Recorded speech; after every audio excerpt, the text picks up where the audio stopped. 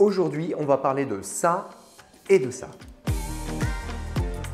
Salut, moi c'est David de Monsieur Cheveux et dans cette vidéo, on va parler de la surextraction de la zone donneuse et des dommages causés dans la zone donneuse par une mauvaise extraction. Pourquoi je vous en parle? Je commence à recevoir de plus en plus de messages sur mon compte Instagram de personnes souhaitant mon analyse sur leur zone donneuse après la greffe. Certains cas sont normaux et d'autres méritent plus d'attention et pour d'autres, catastrophe. Mais vous allez voir qu'il y a plusieurs phénomènes différents et qu'il n'est pas toujours facile de les distinguer.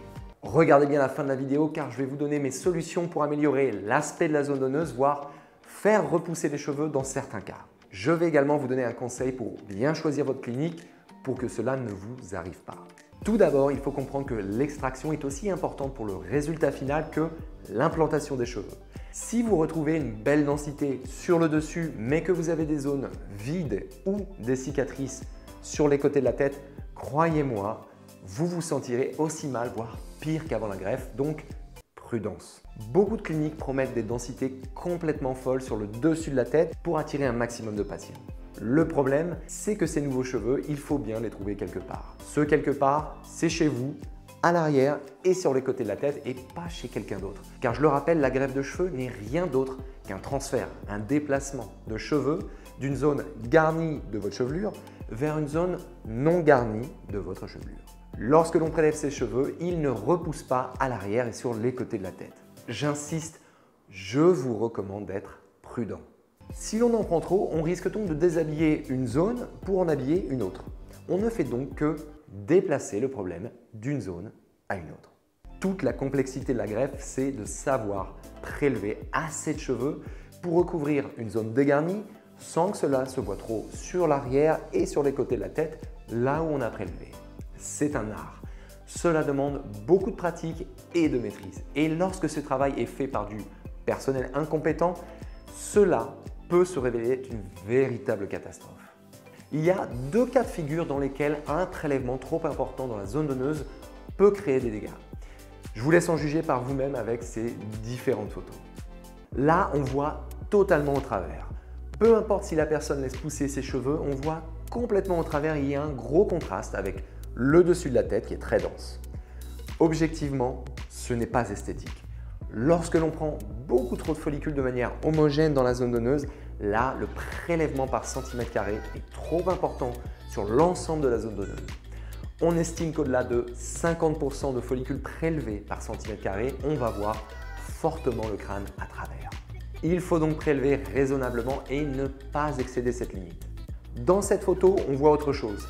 Il y a encore des cheveux à l'arrière, mais on voit des zones où il y a beaucoup moins de cheveux. Cela fait comme des patchs sans cheveux dans la chevelure.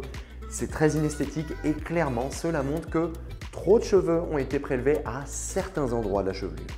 Lorsque l'on prend trop de follicules dans une zone en particulier, dans certains cas, plusieurs techniciens non expérimentés prélèvent à la fois et les extraient plus dans une zone qu'une autre, soit parce qu'ils travaillent différemment, soit parce qu'ils se gênent, etc. Quoi qu'il arrive, cela donne ce résultat.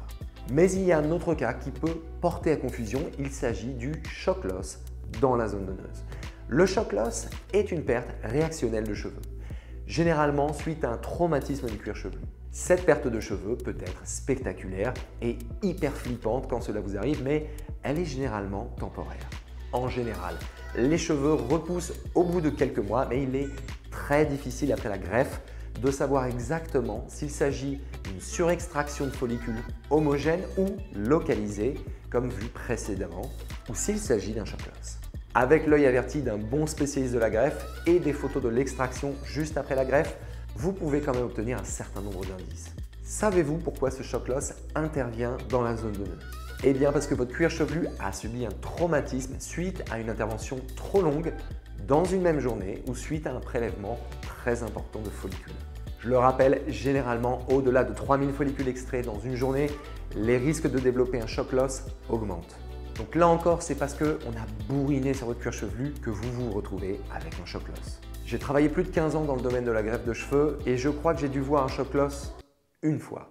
C'est pas un phénomène banal et pourtant aujourd'hui, j'ai au moins 2 personnes par semaine qui me contactent sur Instagram après des cas de shock loss et qui me demandent des conseils pour faire repousser leurs cheveux. Et bien justement, Qu'est-ce qu'on peut faire dans ces cas de figure pour améliorer l'aspect de la chevelure? Dans un cas où on a prélevé trop de cheveux et que plusieurs zones sont transparentes ou moins denses, ou que l'ensemble de la zone donneuse a une densité faible, il n'y a pas 10 000 solutions. Soit vous essayez d'égaliser avec la tondeuse et vous portez les cheveux très courts sur les côtés, ce qui vous condamne à conserver une coiffure de GI ou de Jones jusqu'à vos 70 ans et quelques. Soit vous optez pour la dermopigmentation. Ce procédé similaire au tatouage, il va permettre de redensifier les zones plus claires de votre chevelure et fortement atténuer l'aspect chevelure pauvre. Dans les cas où vous avez des trous sans cheveux, ça fonctionne aussi, mais évidemment, ça ne donnera pas l'impression que des cheveux ont repoussé. Il faudra donc conserver les cheveux courts sur les côtés car le résultat sera optimal sur un cheveu ras. En revanche, je vais vous dire ce que vous ne pouvez pas faire. La greffe, ça va dans un sens, de la zone arrière à la zone du dessus. Il est très rare que l'on puisse faire marche arrière ou que l'on puisse extraire dans une autre zone du cuir chevelu ou du corps pour réimplanter dans une zone où on a extrait en premier lieu. Non seulement la différence d'aspect des poils sera très visible parmi les cheveux et ne donnera pas un aspect naturel, mais en plus, il n'y aura probablement pas assez de poils pour faire le travail. Dans un cas de shock loss, il faut être patient et adopter une bonne hygiène de vie dans les mois qui suivent la greffe et vos cheveux repousseront d'eux-mêmes. Vous pouvez aussi optimiser le temps de repousse en faisant 1 ou 2 séances de PRP dans les zones de shock loss et ou utiliser du minoxidil dans la zone donneuse quelques semaines après votre greffe, une fois la cicatrisation complète, je précise. En tout cas, par pitié, ne confiez pas votre tête à n'importe qui pour faire votre greffe car les dommages sont souvent irréversibles. Mes conseils pour éviter le surprélèvement ou le shock loss sont les suivants. Ne cherchez pas les tarifs les moins chers, cela veut souvent dire que votre intervention est réalisée par des amateurs. Faites attention aux cliniques qui vous proposent des nombres extravagants de nombre de follicules. Au-delà de 3000 follicules par jour, ce qui est vraiment beaucoup, fuyez car vous augmentez les risques de shock loss et de nécrose. Pour ma part, entre 2000 et 2800 follicules sur une séance, on est bien. Assurez-vous que l'extraction est réalisée par des personnes qui connaissent leur travail et demandez à la clinique qui extrait les follicules, comment les follicules sont extraits. Si plusieurs personnes extraient à la fois, vous augmentez les risques de surextraction et de zones avec des trous. Voilà, j'espère que cette vidéo vous a plu et si vous souhaitez soutenir la chaîne, pensez à liker la vidéo et partagez mon contenu à vos proches qui envisagent de faire une greffe. Si vous avez des questions sur le sujet, je vous invite à m'écrire en commentaire ou en DM sur Instagram. Aussi, si vous souhaitez faire une greffe à l'étranger en toute sécurité et être accompagné de A à Z par des professionnels sérieux et à l'écoute, prenez un appel gratuit avec nous. On aime notre job, on est passé par la greffe aussi et on vous aidera à éviter toutes ces catastrophes. Je vous dis à très bientôt pour une prochaine vidéo. Tchuss!